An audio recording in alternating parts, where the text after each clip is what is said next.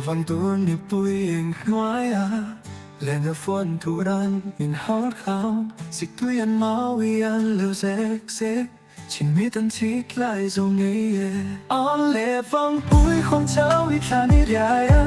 vẫn rang chuồn mình ở phun hậu gió tuy thiêng ngỡ lì mất phun tuy ăn chúa tuy bất thang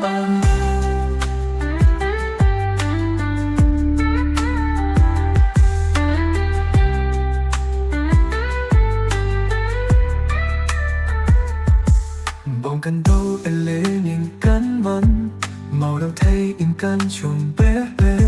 chẳng quên há căn buồn vung thút chiều nào lá căn huế căn bùa đê gia đình nên loa lung đút tế nên buộc lâm căn sáng mà phun căn về căn khiến căn lóng nào âm căn núi hà linh tế căn húm hà giá lệ vang bụi không cháu ít là nít dài vẫn rang chung mình na phun hậu gió tuy thiêng ngỡ lì mất phun tuy ăn chúa tuy bất thà lệ vang bụi không cháu là nít dài vẫn rang chung mình na phun hậu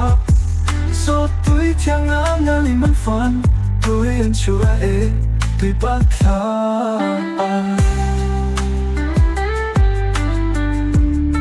tuy bất thà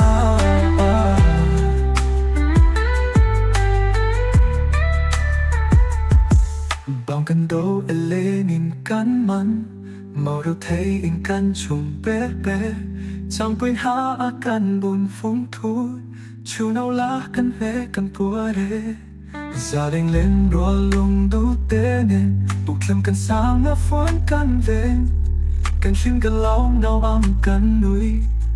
hà linh tế căn húm hà giá lệ vang bụi không cháu ít là nít dài vẫn rang chung mình na phun hậu gió tuy thiêng ngỡ lì mất phun tuy ăn chúa tuy bất thà lệ vang bụi không cháu là nít dài vẫn rang chung mình na phun hậu gió tuy thiêng ngỡ lì mất phun tuy ăn chúa tuy bất thà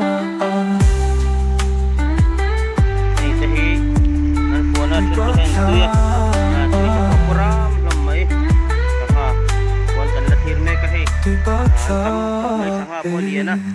jadi na hian sangha puan kan ti chu ti hian sangha hi an om kho ma tian anin del tuya ti chuan tui te chu apachi hian khuar hloma ti chuan a pian huna an ron ke vele mai thina sangha in tha pun dana ni